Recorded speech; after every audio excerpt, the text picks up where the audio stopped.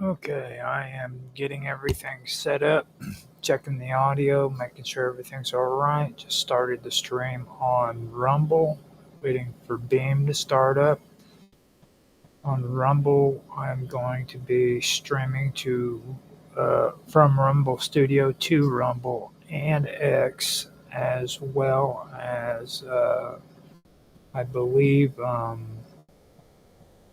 believe it's going to be to.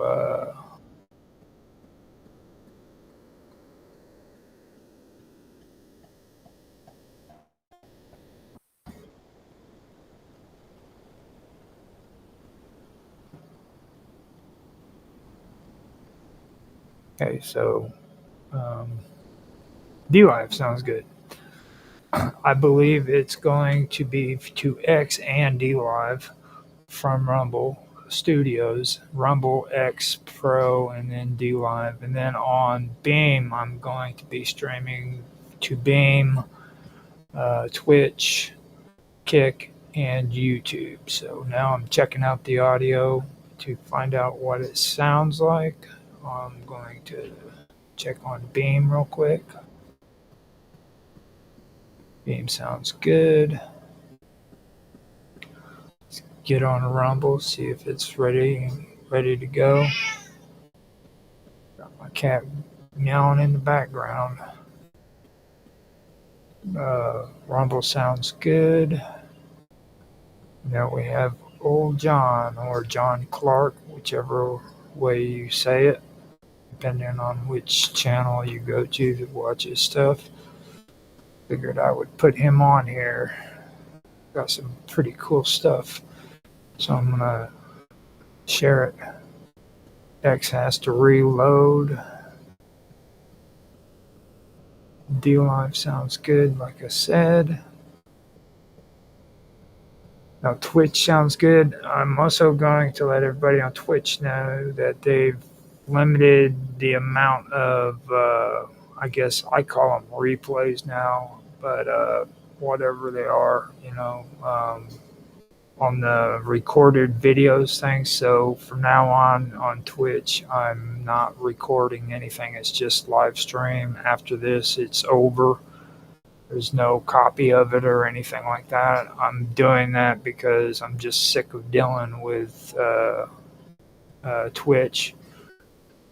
And in my opinion, they're lucky I'm even on here. You know what I mean? It's a waste of time to even be on that platform. So just letting everybody know there's nothing going to be up. If you want to watch my shows, then you can catch it while it's being played. But other than that, I'm not doing it.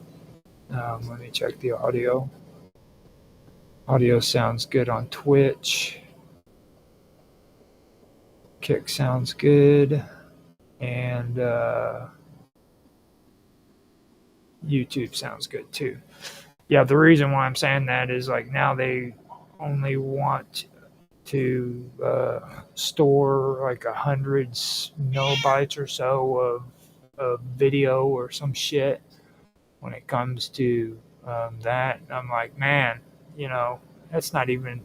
I mean, it's just getting ridiculous. Like, what the hell are they freaking actually doing? You know what I mean? Like, it's like they're making their platform worse, and then saying that people are freaking liking it a different way. I mean, how is it that people don't watch freaking the replays or the freaking a video? Or, it's just retarded. Like we're supposed to believe that shit. You know what I mean? That's all I'm going to say about it. But I'll come back and we will get some music going. First, I want to put in a song, let a song play for a while so you guys can listen to it, and then I'll be back at the beginning of the hour to get this episode going. And this episode is going to be about Dr. Serge Voronov. It's going to be a part of my weird science. It's going to be one of my weird science parts of Strange Stories. So let me go ahead and put something on for you guys to listen to while I go over here and beat this cat severely. Yeah, I said it.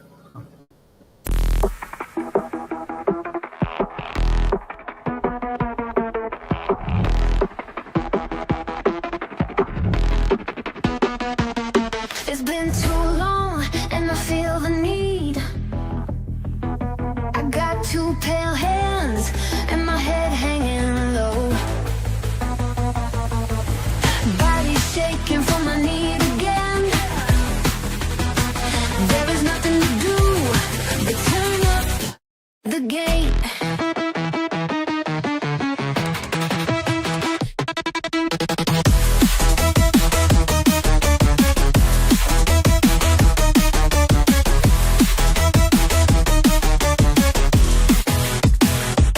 Starts from my feet and buzzes to my brain. I look up at the stage, getting ready for the show. Around me a crowd, we all in the know. We all hunger for the beast below. Listen to the speakers, I feel I'm in my place. You can just tell by looking at my face. Dancing with no disgrace. I'm totally addicted to bass.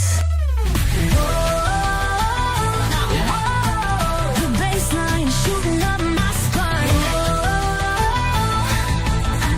That bass line got me feeling fine. It's blowing up my mind. I'm totally addicted to bass. Yeah, totally addicted to bass.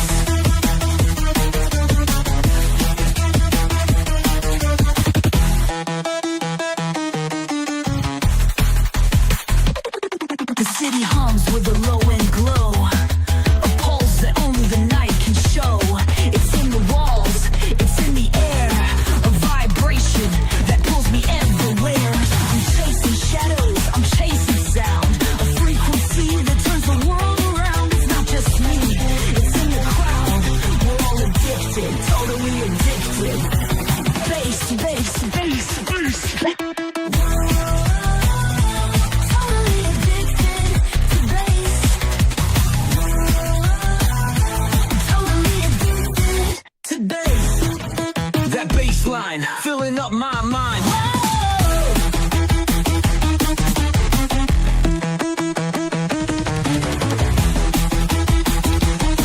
In the dark, the bassline calls, it breaks the silence. It breaks the walls of primal force. I can't ignore it, it's in my blood. It's in my core, I'm lost in the echo. I'm found in the beat, a rhythm that makes me feel complete. It's more than sound, it's more than time. It's a universal endless rhyme. The night is young, the beat is strong. It's where I feel I truly belong. A sea of bodies, a shared desire. The bass ignites a collective fire. We're all connected, we're all the same. The bassline whispers your secret name. It's not just music, it's not just sound. It's the heartbeat of the underground.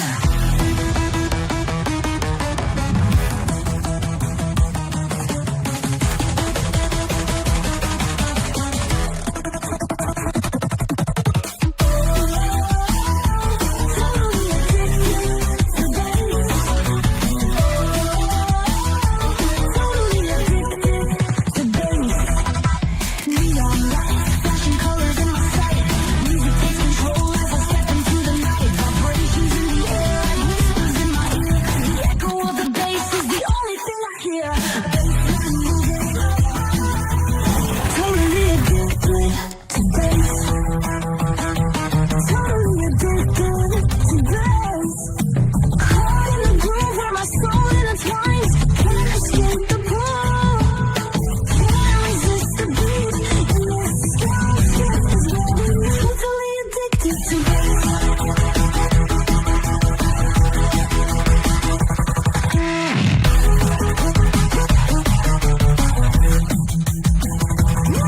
The bassline is shooting up my spine. The bassline has got me feeling fine. It's filling up my mind. I'm totally addicted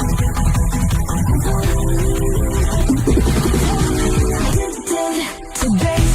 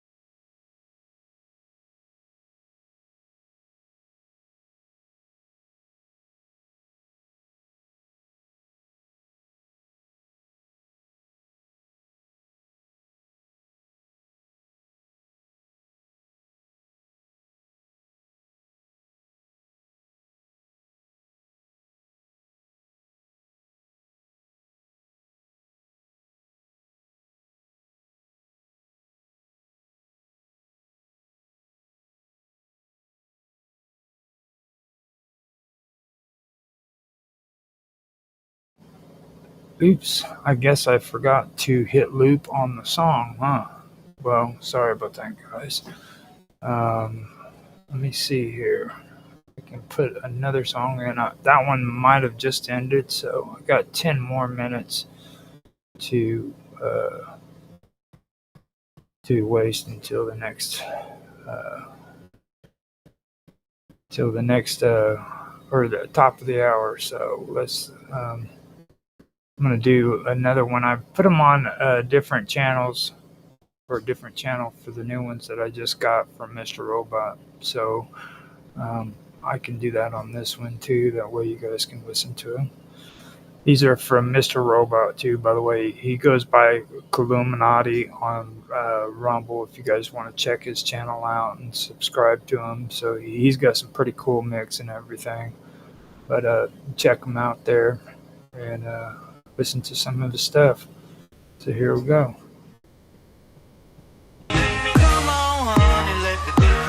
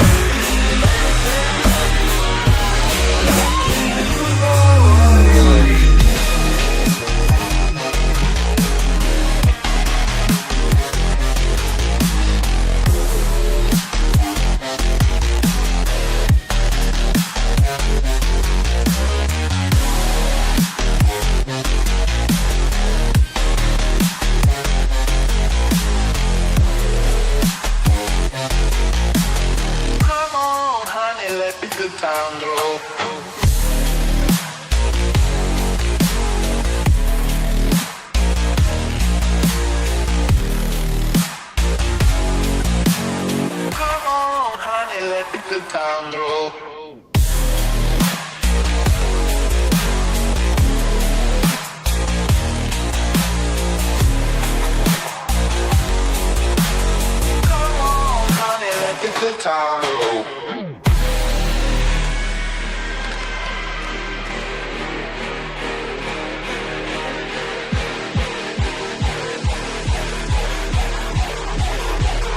Good time to roll.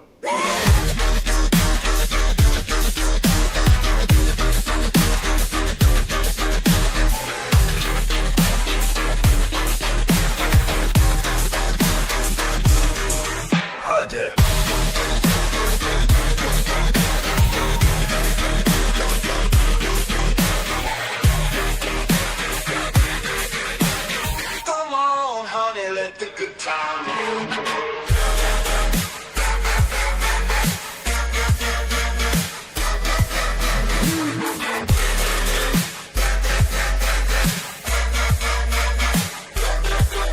Let's roll.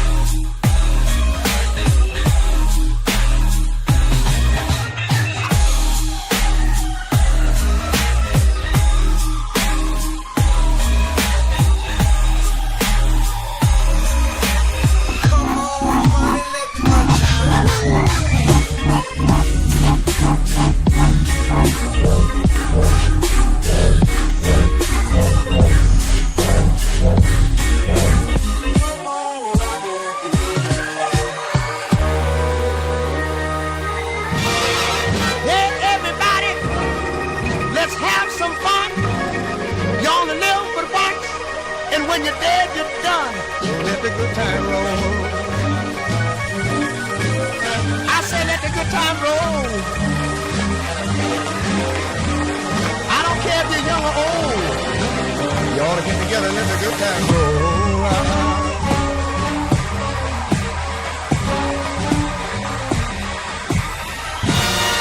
Don't sit there mumbling, talking trash.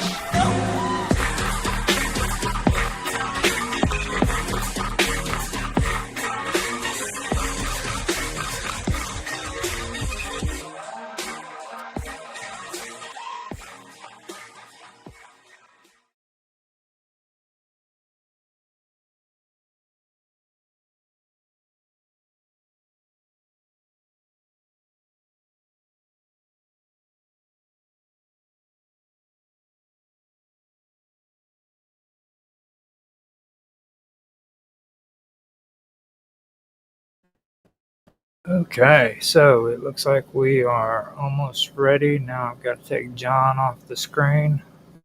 Nice having you there, John. But it's time for you to go.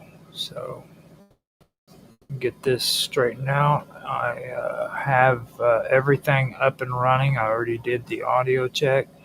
Now tonight, like I said, is going to be another episode of Strange Stories. And I will be talking about Dr. Serge Voronov. Now, if nobody knows about him, he was a French surgeon, and he was known for conducting experiments involving transplantations of animal organs into humans, particularly in their genital areas. So this is it's kind of like a continuation of the ape army that I had just previously done. You can't do one without the other because a lot of the stories between the two of them gets mixed up.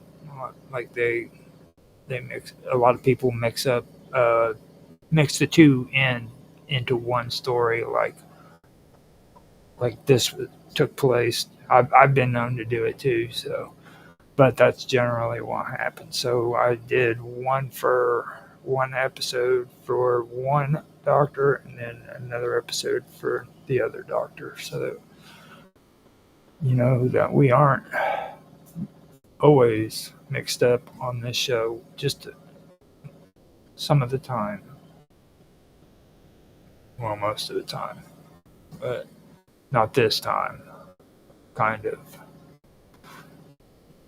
So, before I do start, I do want to mention again that I am not keeping a recorded episode on Twitch. So, I'm doing this live on Twitch, and after that, it's done. But on the rest of them, there will be a copy for a while. At least I think Kick stops or doesn't save it after a certain amount of videos. So, it kind of goes bye-bye. So we're coming to the top of the hour. So let me go ahead and get quiet for a second, and then I'll start the episode. Hello, everybody, and welcome back to another episode of Strange Stories here on the wonderful world of weirdness. Today, I am going to do another part of my weird science area for Strange Stories, and today I am going to be discussing Dr. Serge Voronov. Now, it's just like I said before I started doing the actual show on the stream. This is a story that usually gets mixed in with Ilya Ivanovich and his ape army, which is one of the previous streams that I had done. And a lot of his story and Dr. Voronov's story gets mixed up because they're both from Russia. They both did some really weird shit. So they kind of get mixed in with one another, even though they're two separate people. So what I wanted to do is make an episode that pertained to Ilya Ivanovich, and then another one that's about this guy here, Dr. Serge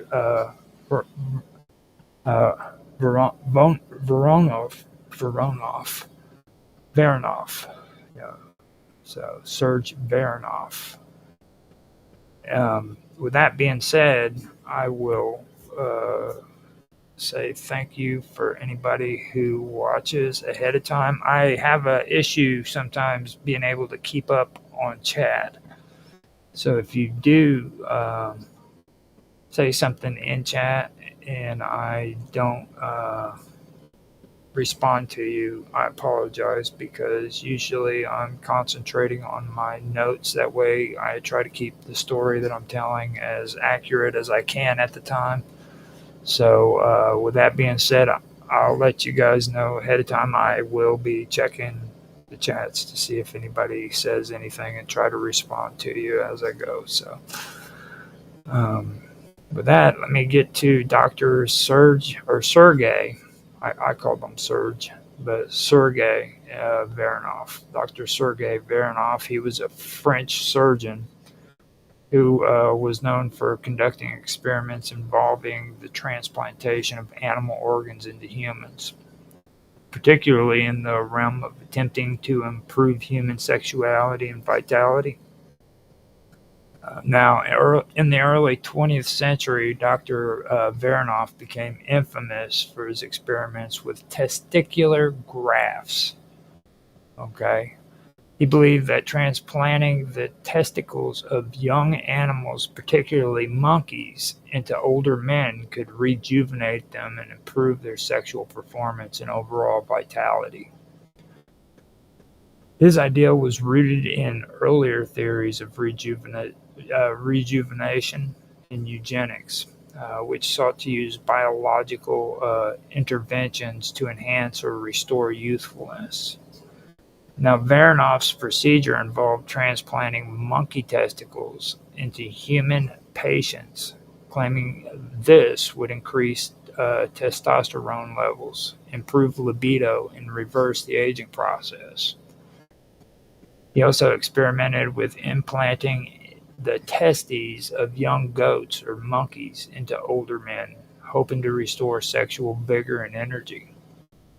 Now, while these procedures gained some popularity in the early 20th century, they were largely discredited and widely criticized by the scientific community for their lack of scientific basis and ethical concerns they raised. Which, in today's world, you can understand what those ethical concerns would be. You know what I mean?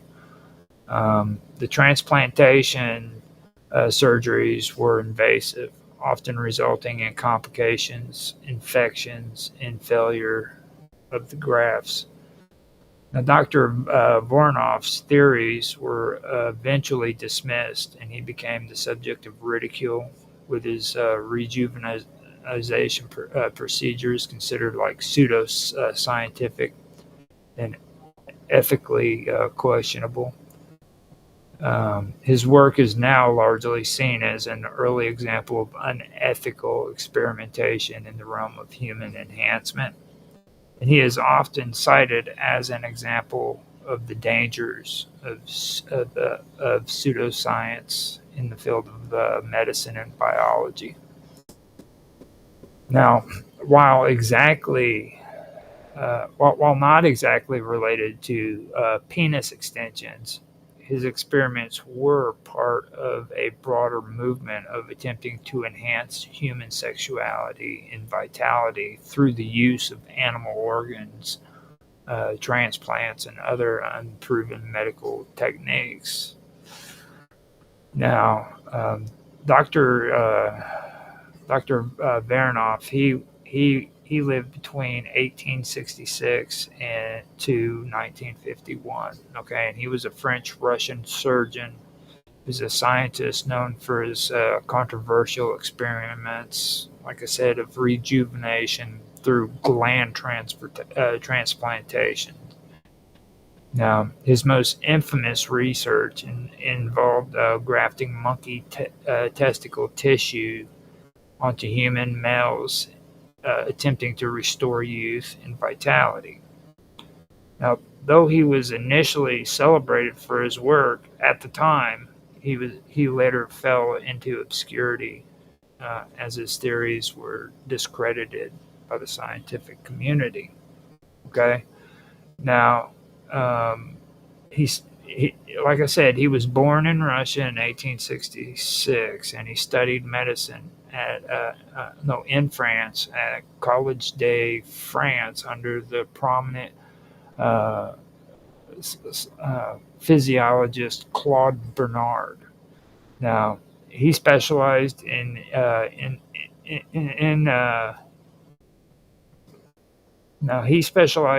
endocrinology and transplantation, particularly focusing on the role of the testes in aging and vitality.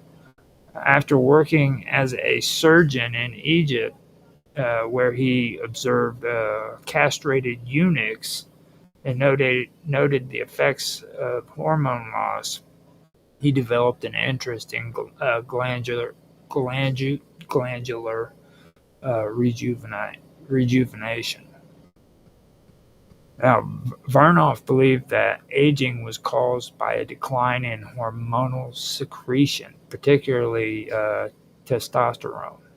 He theorized that glandular transplants, specifically from young, healthy animals, could restore vitality, sexual performance, and cognitive functions in aging men. His work built upon earlier research in hormonal therapy, particularly experiments involving gland transplantation in animals. Now, in the 1920s and the 1930s, Varnoff became famous for his xenotransplantation experiments, where he grafted thin slices of monkey testicle tissue onto elderly men's testicles. He claimed that these procedures resulted in increased energy and virility, enhanced sexual performance, and slowed aging. His ideas attracted wealthy clients, including aristocrats and politicians who sought the fountain of youth through his operations. Now, Varnoff attempted similar gland transplants on women too, using ovarian tissues from animals, though that had limited success. He also experimented with sheep and goats, attempting to crossbreed species using gland transplants. He proposed even more extreme procedures, including full testicular transplants from animals to humans. So he wanted to transplant the whole thing from one to the other. His procedures became widely popular in the 1920s and the early 1930s, leading to clinics opening worldwide. All right. Now, the elite and wealthy sought out his operations, believing they could reverse aging. His work inspired books, films, and even comical references. Like, he was mentioned by comedians even, including H.G. Wells. He came out with Island of Dr. Moreau, which was inspired by this guy right here, Varnoff.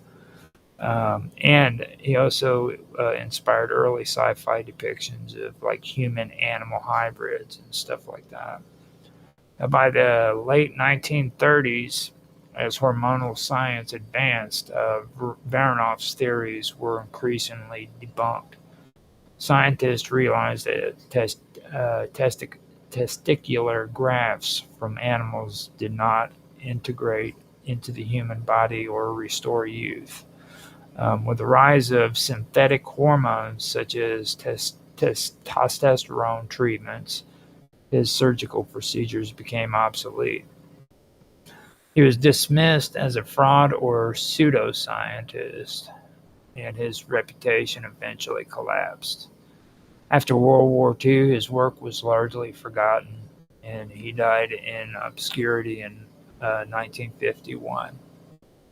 Though his methods were discredited, Baranov played a role in the early history of hormonal replacement therapy, which is HRT.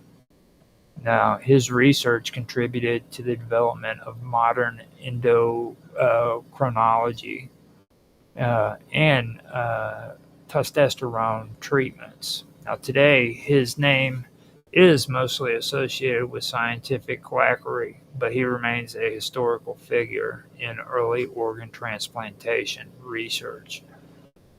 Now, just to set things clear, his mentor, Claude Bernard, he lived between 1813 to 1878.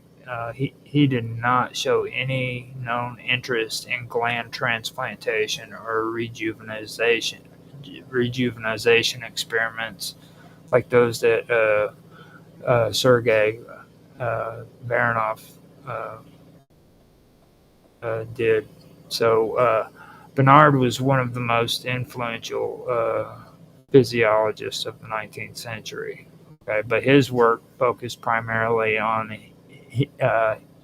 homeostasis, experimental medicine, and the scientific method rather than endocrine transplantation or rejuvenation theories. He was best known for pioneering the concept of homeostasis, the body's ability to regulate its internal environment. He also conducted groundbreaking research in the role of the liver in glucose metabolism and the function of the nervous system in digestive and circulation. Now, Bernard emphasized rigorous experimental methods, laying the foundation for modern biomedical research. His approach to physiology was systematic and mechanistic, focusing on internal bodily functions rather than speculative anti-aging treatments. Now, Baranov studied under Bernard at the College de France, where Bernard died long before Baranov began his controversial work in xenotransplantation. There is no evidence that Bernard had any interest in testicular transplants, rejuvenation theories, or hormonal anti-aging treatments. Now, Baranov's ideas were largely based on early 20th century endocrine research, which postdated Bernard's lifetime. Now, endocrinology is a field that emerged in the late 19th and early 20th century, with many scientists investigating the role of hormones in bodily functions, including aging and vitality. Now, while Sergei Baranov is one of the most infamous figures in the study of testes and rejuvenation, several other scientists also explored the connection between testicular function, aging, and health. There was Charles Edward Brown Sigurd, and he lived between 1817 and 1894. And he's often called the father of modern endocrinology. Now, Brown Sigurd was a French physiologist who pioneered hormone therapy.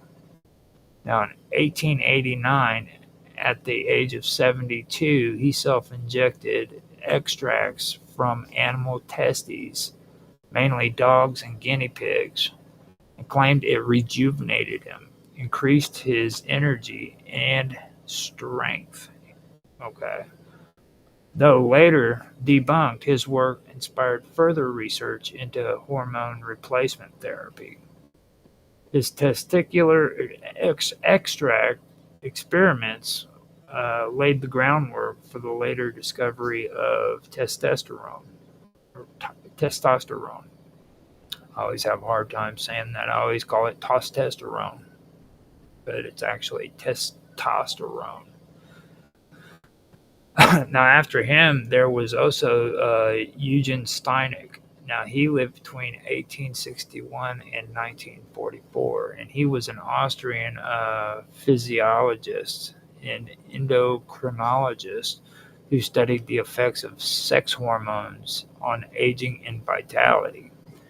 He developed the Steinig operation, a procedure that involved vasectomy to stimulate testosterone production, which he claimed rejuvenated older men. Now, his theories were widely popular in the 1920s and the 1930s as well, and attracted famous patients, including Sigmund Freud. Now, while his claims were later discredited as well, his work also contributed to the discovery of the role of the testosterone, or of testosterones. So after him, we come to another guy. His name was Alfred Jost, and he lived between 1960 all the way up until 1991.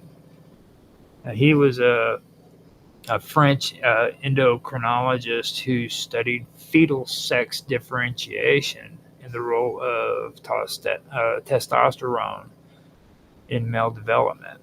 While not focused on rejuvenation, his work clarified the biological role of testes in hormonal balance. His research helped confirm that the testes produce essential androgens that influence development and aging. Now, in 1935, Ernest Lecoeur and other researchers successfully isolated testosterone, proving it was the key male sex hormone. This discovery led to the development of testosterone replacement therapy, which is commonly called TRT, which became widely used in medicine for aging men with hormone deficiencies. Unlike earlier speculative rejuvenation techniques, modern endocrinology uses controlled doses of testosterone for conditions like hypogonadism, hypogonadism, your gonads, hypogonadism. Now, during the early 20th century, some scientists and governments saw hormonal manipulation as a tool for eugenics, believing they could enhance physical and mental traits. Research into hormones and rejuvenation intersected with social Darwinism, leading to unethical experiments in Nazi Germany and other regimes that sought to manipulate reproduction and aging through hormonal treatments. Dr. Sergei Voronov closely studied castrated eunuchs, particularly in the Middle East, China, and Europe, to observe the long-term effects of hormone loss.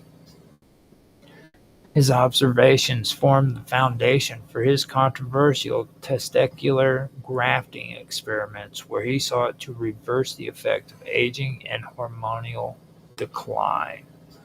Voronov noted that eunuchs were castrated before puberty, remaining physically underdeveloped with reduced muscle mass, soft, higher-pitched voices, a tendency towards obesity, slower reflexes, and energy levels.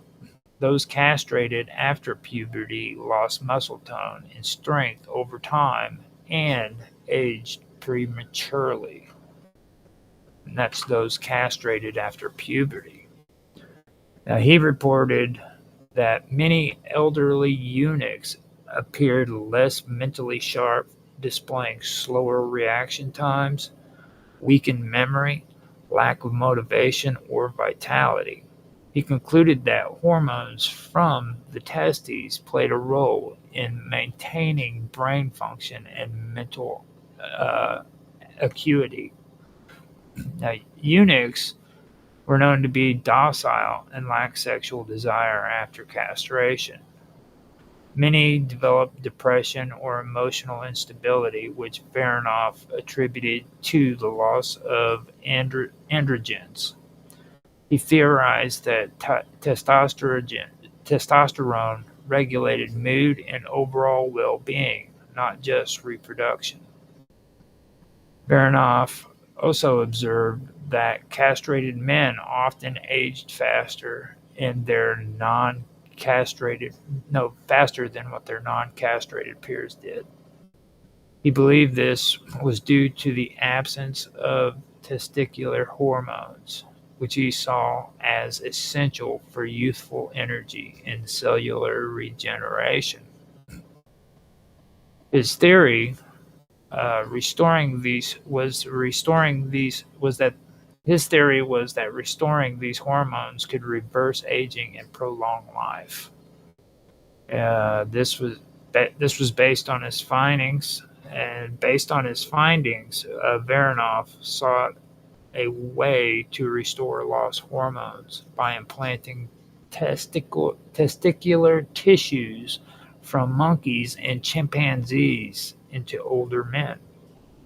His goal was to rejuvenate the body, restore sexual vitality, and slow aging.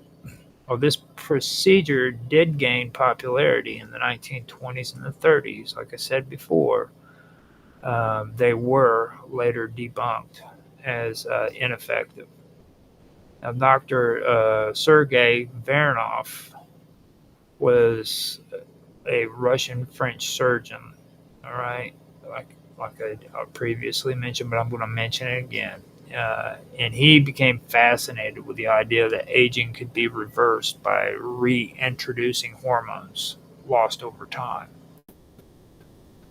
Now, while studying in France under Alexis Carrel, he observed advancements in tissue grafting and organ transplantation, which inspired his work.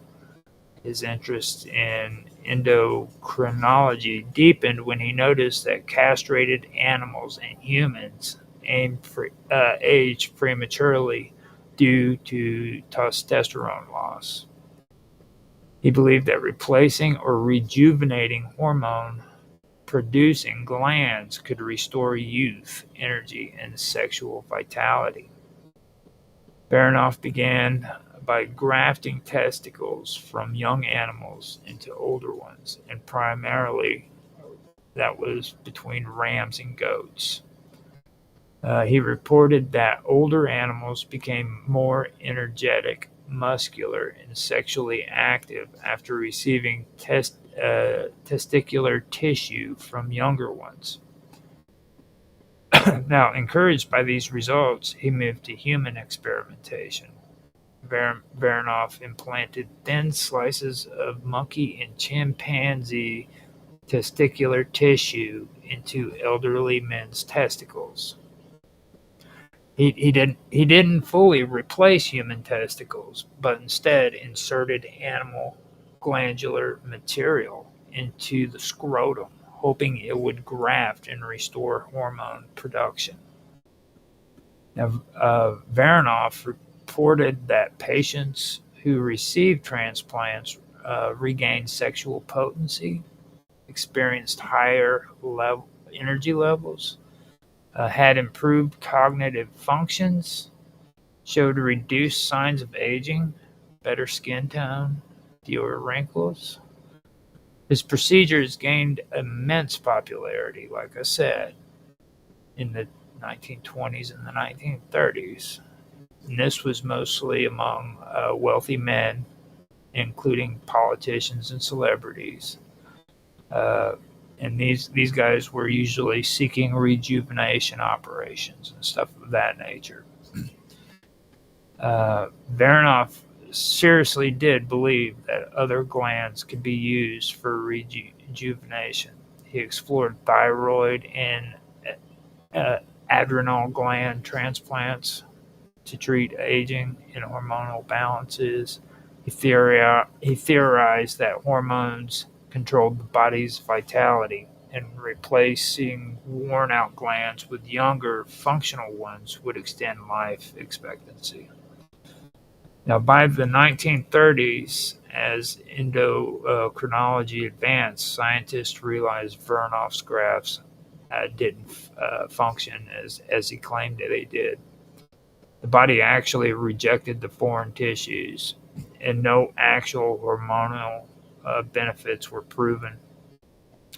Now, the rise of synthetic hormone therapy like testosterone injections in the 1940s and the 1950s rendered his surgical procedures obsolete. By the time he died in 1951, his work was largely discredited as a pseudoscience.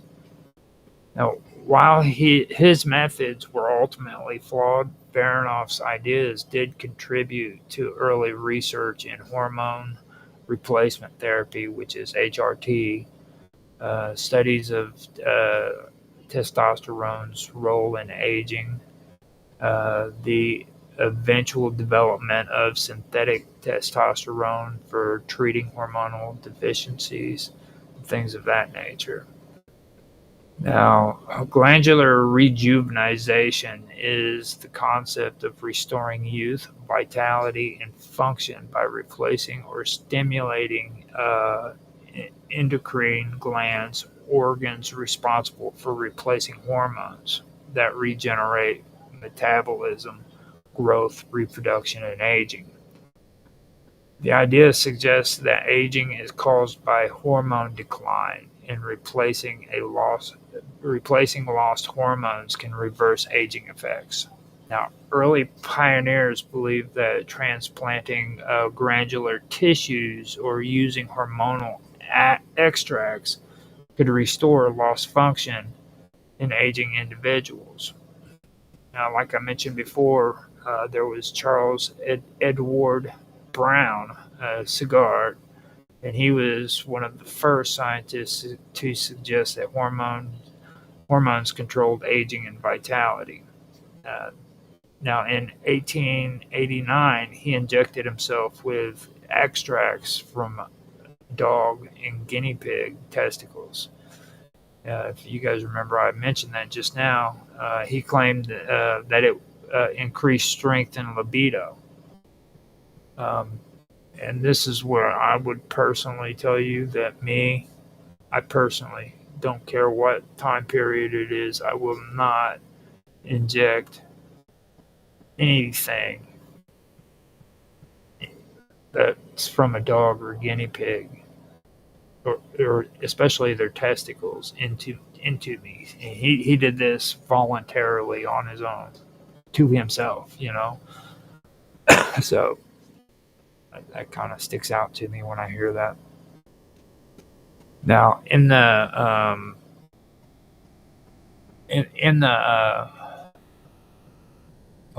I need to stay on focus. Now, while the effects were placebo-driven, this led to further interest in hormone therapy and glandular rejuvenation. Now, in the 1920s,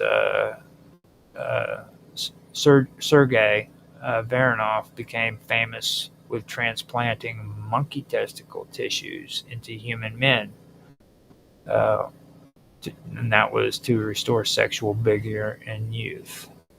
He believed that testicles produced youth-giving secretions, and that would eventually be considered testosterone, and that grafting fresh glands could restore hormonal balance. Now, while his experiments were scientifically flawed, they did influence later research in endocrinology. And the reason why I wanted to bring this up is because it was just like in my previous episode um, about what is it, Ilya Ivanovich Ivanov. You know, we still have people doing this kind of research today. You know what I mean? And this is their origins. This is where they came from.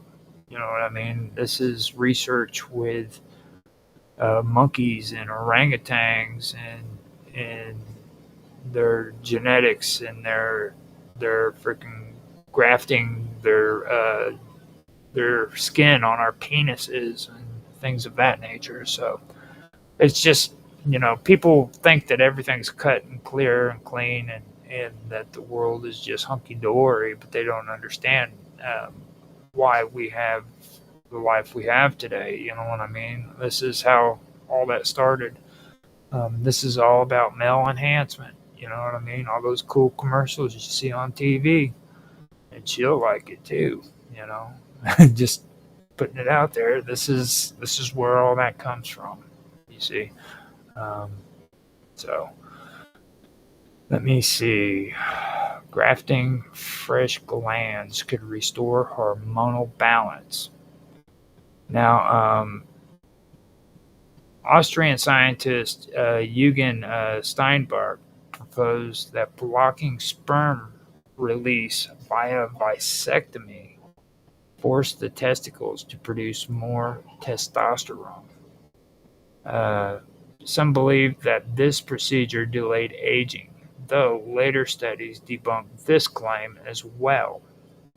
The famous writer Sigmund Freud underwent a Steinig vasectomy, hoping to prolong his life. As scientific understanding improved, researchers moved away from surgical transplants and towards synthetic hormone therapy. Now, in the 1930s and to the 1950s, they saw the discovery of synthesis of testosterone, estrogen, progesterone, and growth hormone. Now, scientists realized that direct hormone therapy was more effective than glandular transplants.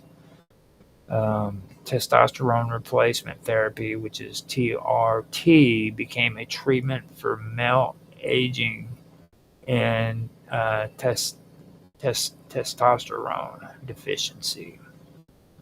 Estrogen and progesterone therapies were developed for menopausal women to prevent bone loss and aging symptoms. In the 1990s, human growth hormone, which is HGH therapy, gained popularity as an anti-aging treatment. Some studies suggested HGH injections could increase muscle mass, reduce fat, and improve skin elasticity.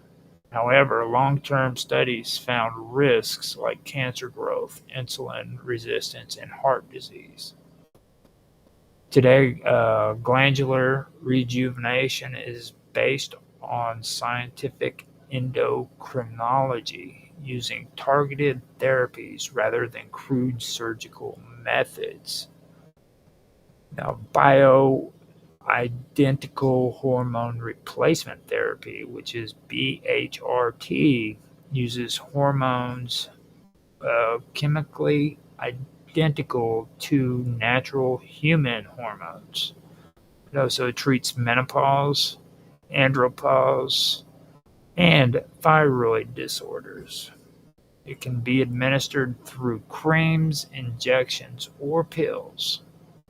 Stem cell therapy aims to regrow or regenerate hormone producing glands like the pancreas for diabetes or ovaries for menopause, which that's kind of scary. Just putting it out there, that is kind of scary when you think about it.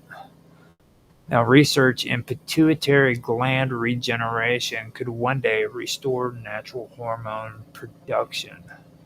Certain nutrients like iodine for thyroid health and DHEA supplements for adrenal function are used to support glandular function. Exercise, diet, and stress management play critical roles in natural hormonal balance. Although early glandular rejuvenation techniques such as testicle transplants were largely scientifically invalid, they did pave the way for hormone replacement therapy, which is HRT, as well as synthetic testosterone, estrogen, and growth hormone therapies. That also includes stem cell research for gland regeneration and anti-aging medicines based on endocrinology. Now, before hormones were fully understood, early scientists explored organ extracts and glandular transplants to restore lost functions in aging and diseased individuals. The earliest hormone therapies were based on crude extracts from animal glands. That would be Brown Sigard, a French physiologist who I had already mentioned, who is also considered one of the pioneers of hormone therapy. At the age of 72, like I said before, and I'm going to say it again, he injected himself with a mixture of crushed dog and guinea pig testicles, claiming that he gained increased strength and cognitive functions. Now, while his results were likely placebo effects, his experiments led to a widespread interest in endocrine gland research. Now, throughout the 19th and the 20th centuries, researchers experimented with glandular transplants in animals to study rejuvenation and hormonal effects. Steinhardt believed that blocking sperm release through vasectomy forced the testicles to produce more testosterone, enhancing vitality and youth. He conducted vasectomy experiments on rats and guinea pigs, claiming they became more energetic and sexually active. Now, his theories gained support, and even Sigmund Freud underwent the procedure, though it was later debunked, as ineffective for rejuvenation. I do find it odd that Sigmund Freud actually went through with it. He was supposed to be one of the great thinkers of the time, and he's going and taking this treatment. This is the same man that said that if Carl Jung kept evaluating him, he was going to have him discredited because he didn't like what Carl Jung was saying about him. They were supposed to be like two of the best friends, and he allowed him to do an evaluation on him, a psych evaluation, and he literally told him that he needed to stop, or he would have to have him discredited for what he was saying. The same man that said that went and got this operation. I just find that pretty odd. Now, Baranoff transplanted chimpanzees and baboon testicles into aging rams, bulls, and goats. The animals appeared more active and muscular, leading him to claim success. He later moved on to human experiments, grafting monkey testicular tissue onto men, though it lacks scientific basis. Scientists tested thyroid transplants from goats and sheep into dogs to treat hypothyroidism. Okay? Pancreatic transplants from pigs to dogs were attempted to regenerate blood sugar in diabetic animals. Now, while most transplants failed due to the immune rejection, they laid the groundwork for modern hormone therapies and xenotransplantation research. Now, while gland transplants proved unreliable, scientists isolated and synthesized hormones, leading to modern endocrinology. Now, sheep thyroid extracts were successfully used to treat hypothyroidism in dogs and humans. This marked the first effective hormone replacement therapy. That's HRT. Now, Frederick Banting and Charles Bess extracted insulin from dog pancreas glands to treat diabetes in animals. This led to the first life-saving hormone therapy for humans. Scientists extracted testosterone from bull testicles, later synthesizing it for male hormone therapy. This eliminated the need for testicular transplants, which had been ineffective.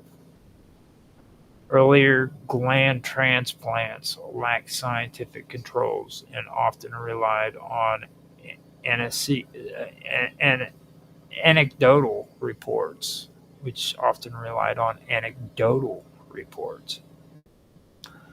The discovery of hormones and their chemical synthesis replaced outdated transplantation methods. Today, synthetic hormone replacement is the standard for treating endocrine deficiencies and age-related issues. Now, Sergei Baranov is most infamous for his monkey testicle transplants into aging men, but he also explored glandular transplants in women, though with less publicity and even less scientific basis.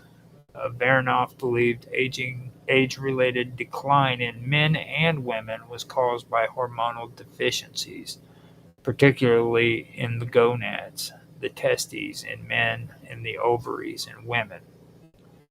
Now, since his monkey testicle transplants gained attention, he saw a similar procedure for female rejuvenation. Baranov theorized that aging women could regain youth, sexual vitality, and overall health by transplanting fresh ovarian tissues from younger individuals or animals. In some cases, he grafted ovarian tissues from young women into older women to see if it restored fertility and hormonal balance.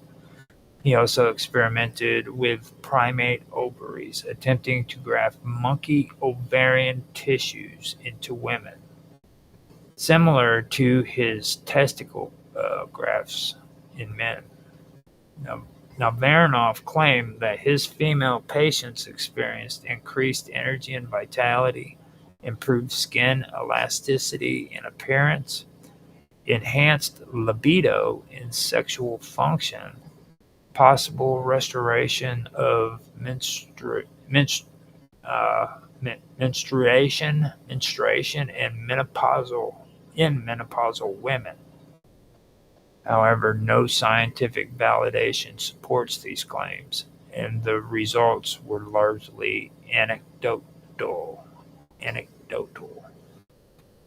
Now, the immune system of human patients rejected the primate ovarian tissue. Patients showed no real rejuvenation beyond short-term placebo effects. Using animal ovaries in human women was highly controversial even at that time. Unlike his well-documented male transplants, Varanoff's work on women was less studied and rarely discussed in scientific circles.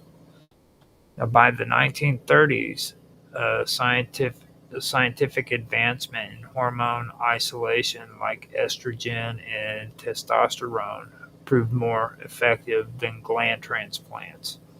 As a result, hormone therapy replaced Varanoff's gland grafting experiments. Uh,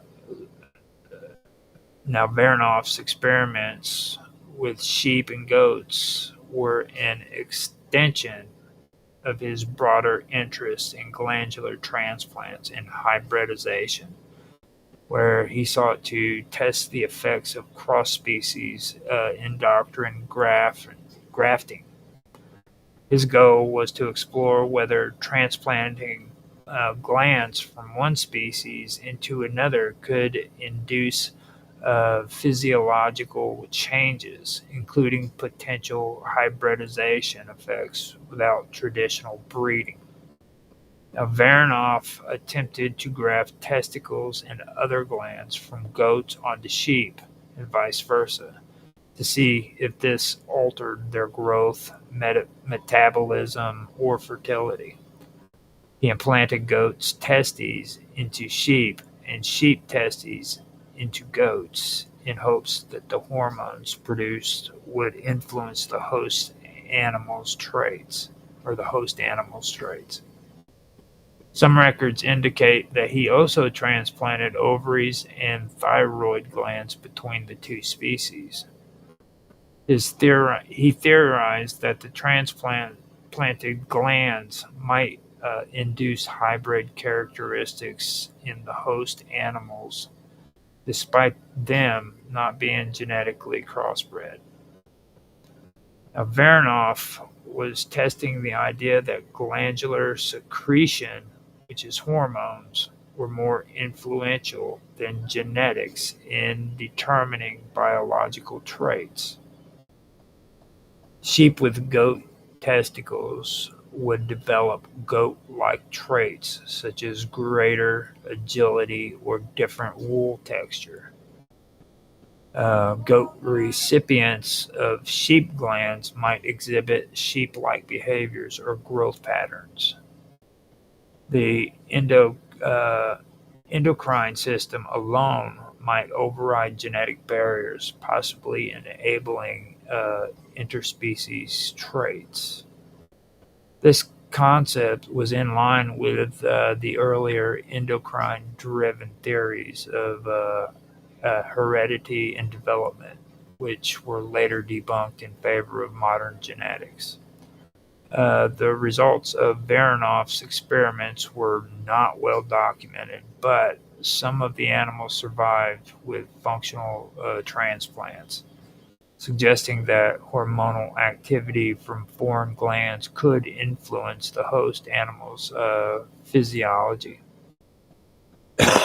However, no real hybridization occurred. The animals did not take on the traits of the donor species in any significant way. Now, the immune response and rejection remained a major problem, making the procedure largely ineffective. These experiments on sheep and goats influenced Varanoff's ideas about human rejuvenation. He believed transplanting young or vigorous animal glands into humans could restore youth or enhance longevity.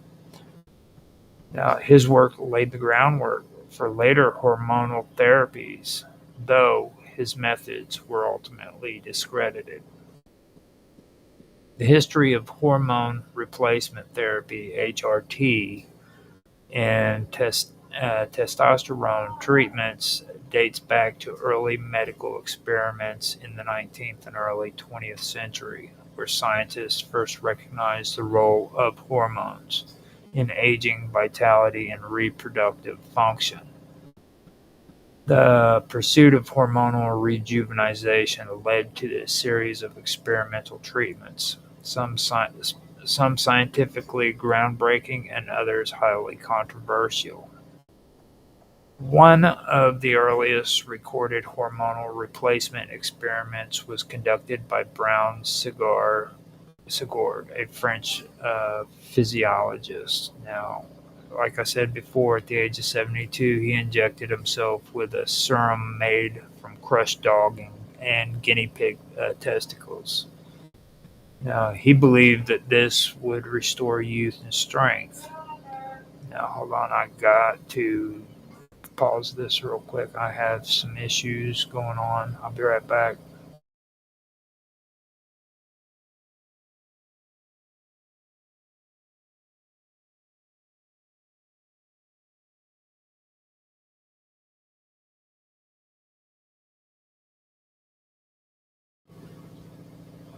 Okay, hold on. Never mind.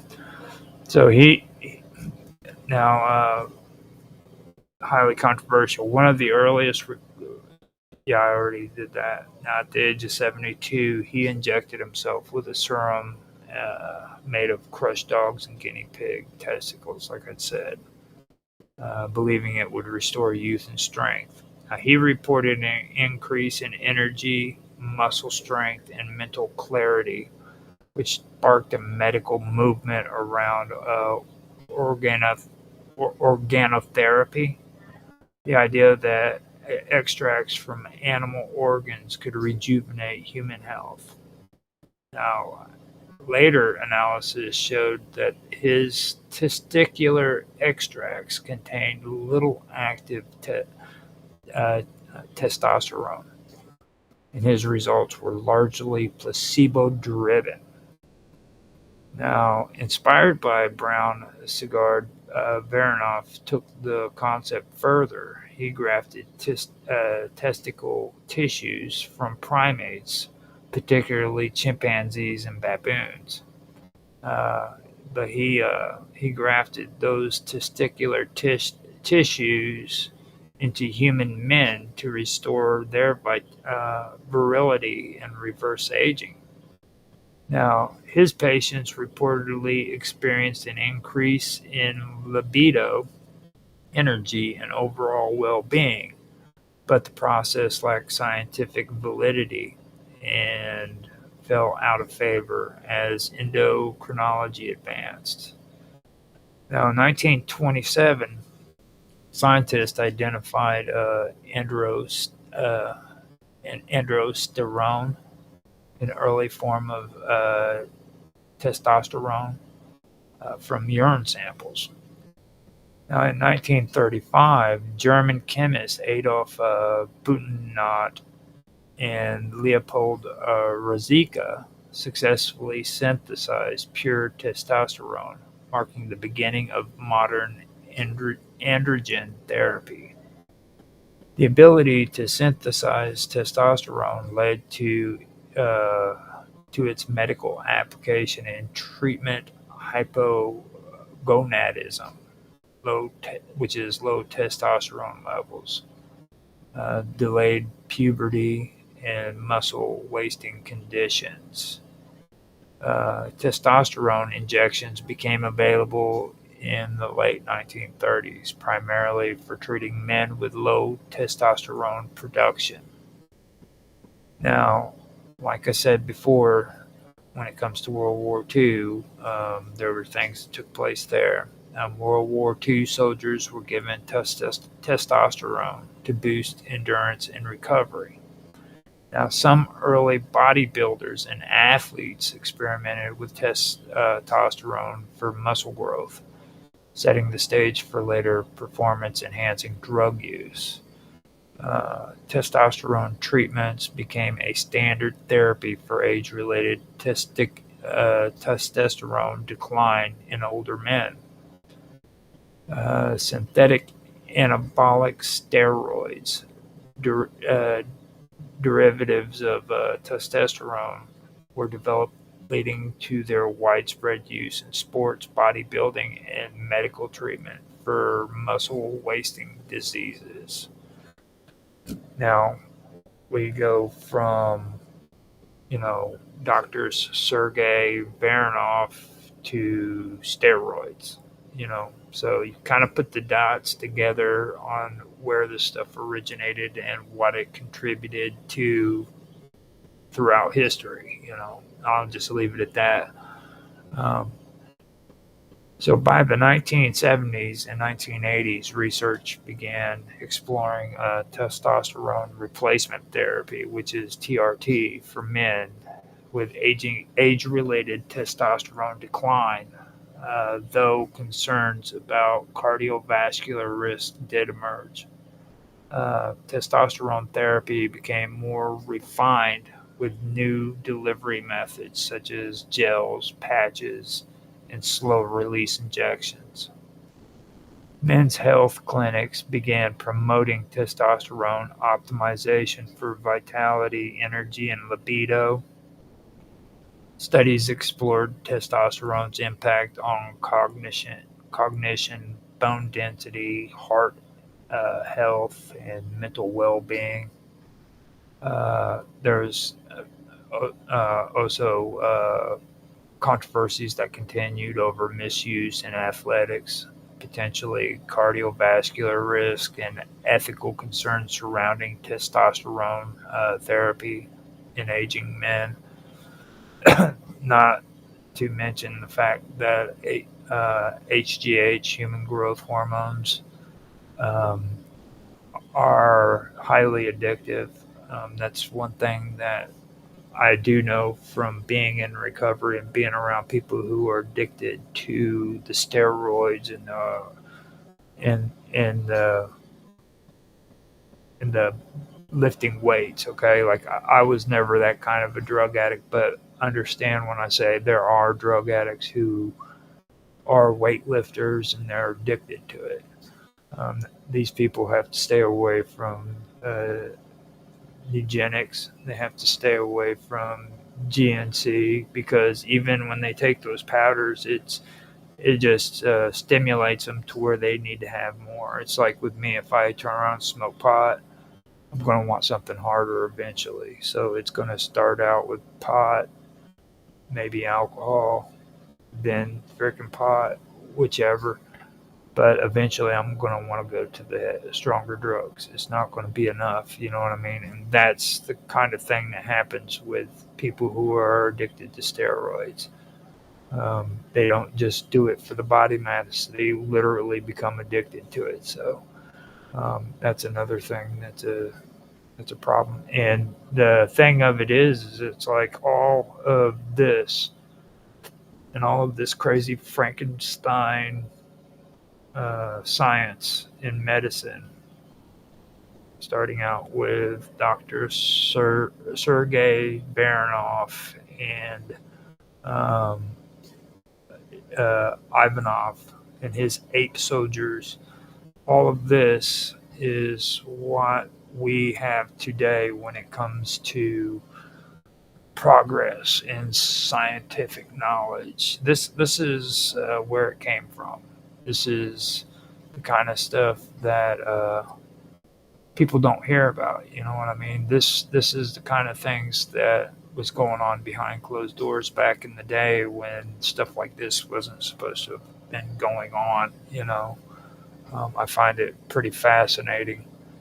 And today, when you have conversations about this, these two people in particular, they say, "Oh, that wasn't true. That wasn't true. That was just made up." And no, it was true. It wasn't made up. And I think that's what really is amazing to me, that people don't believe this. This, what I'm saying here, none of this in the last two streams I've done has anything to do with conspiracy. It has nothing to do with any kind of paranormal or UFO or anything type of experience like that. This is 100% legit. This is documented to have happened, okay? There is nothing that isn't freaking scientific that I've mentioned here.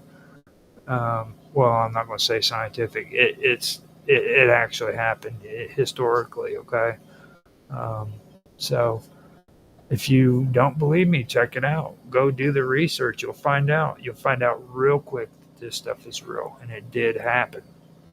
So um, it's like I always say, don't believe me. Don't believe Joe Blow down the street. Don't even believe your best friend. Okay, don't believe them. The best thing for you to do is listen to what they have to say and then find out for yourself if it's true or if it's not. Because that's the only way you're going to learn. Is if you check things out for yourself. Pick up a book and read, Google it, something. You know what I mean? Find out the information, see if it's true or not, and go from there. So, I mean, that's really all that I wanted to say here.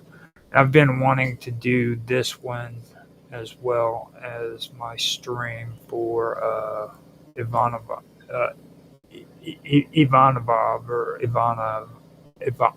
Ivanov. Yeah.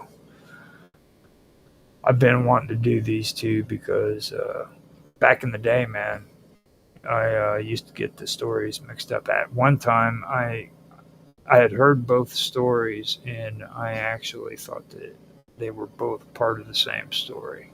But in reality, they were two separate people that were doing their own thing. You know what I mean? So let me go through and find out if I got a freaking I liked like from Tan on X. Thanks, Tan, for liking the stream. I appreciate that very much.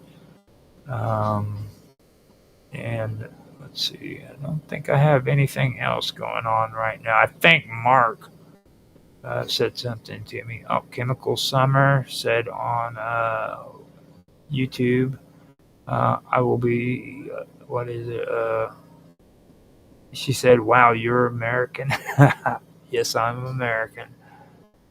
She's from the UK. I've stumbled across this while stoned, and then information is put out there. Just depends on how you interpret it, huh? Yep, you're right. That's exactly what it is. It's better for you to find it on your own because nobody's going to tell you the truth. I mean, you're the only one that's going to be able to differentiate the truth from the false yourself. You may think that the stuff you're watching on TV is telling you the truth, but trust me, it's not. It's got something involved. You know what I mean? Some kind of propaganda hooked up to it, some motive behind why they're saying what they're saying. So the best thing for you to do is find the information yourself, and hopefully you'll be able to understand what's being said, and you'll be able to draw your own conclusions. And if you have a hard time understanding something, read it again.